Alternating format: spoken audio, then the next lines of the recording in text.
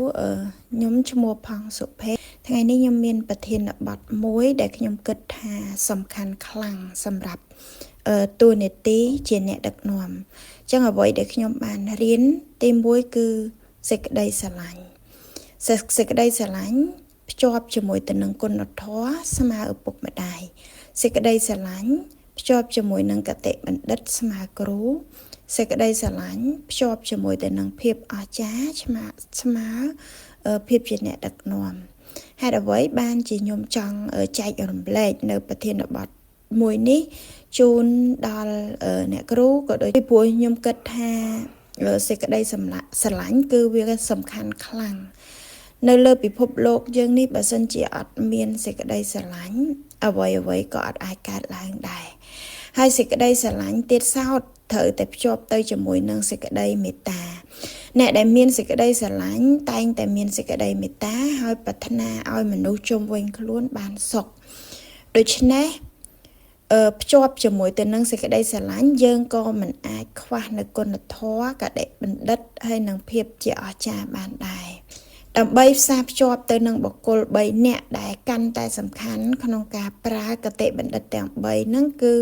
ជាឪពុកម្ដាយជាគ្រូនិងជាអ្នកដឹកនាំហេតុផលទី1ដែលនាងខ្ញុំចង់លើកយកនៅពាក្យថាគតិបណ្ឌិតភ្ជាប់ជាមួយទៅនឹងឪពុកម្ដាយពីព្រោះថាឪពុកម្ដាយគឺមានសេចក្តីស្រឡាញ់គុណធម៌ខ្លាំងចំពោះកូនលោកស្រឡាញ់ខ្លាំងតាំងពីពេលដែលកូនចាប់កំណើតរហូតមកដល់ពេលនេះគឺលោកលះបង់គ្រប់យ៉ាងដើម្បីឲ្យកូនរបស់គាត់នឹងប្រសើរឡើងហេតុផលទី2ដែលនាងខ្ញុំគិតថាអ្នកដឹកនាំគឺភ្ជាប់ជាមួយនឹងសេចក្តីស្រឡាញ់គតិបណ្ឌិតគឺជាគ្រូដ៏ប្រសើរគតិបណ្ឌិតដ៏ល្អរបស់ព្រះពុទ្ធបានបង្រៀនមនុស្សឲ្យប្រព្រឹត្តល្អសាងល្អរួចចាក់ទុកទាំងឡាយទាំងពួង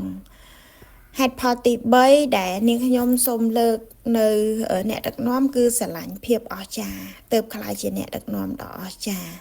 ជាអ្នកដឹកនាំតែងតែឲ្យមនុស្សរបស់ខ្លួននឹងខ្លាំងជាងខ្លួន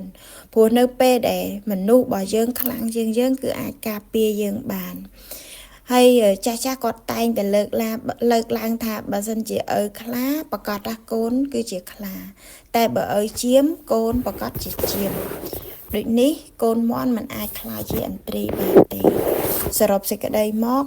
ក្នុងនាមយើងជាអ្នកដឹកនាំដ៏អស្ចារ្យត្រូវតែប្រាថ្នាចាស្រឡាញ់ចាភ្ជាប់ជាមួយទៅនឹងភាពអស្ចារ្យការរស់នៅដ៏សុខសាន្តរបស់មនុស្សរបស់យើងហើយមានឱកាសក្នុងការសិក្សារៀនសូត្រក្នុងជីវិតនិងធ្វើកិច្ចការងារដែលខ្លួនស្រឡាញ់បានយ៉ាងល្អដូច្នេះឪពុកម្ដាយត្រូវតែផ្ដល់គុណធម៌គ្រូល្អត្រូវតែផ្ដល់គតិបណ្ឌិតអ្នកដឹកនាំដ៏អស្ចារ្យត្រូវផ្ដល់ភាពអស្ចារ្យដល់មនុស្សរបស់ខ្លួនដើម្បីឲ្យមានភាពរុងរឿងរីករាយសូមអរគុណ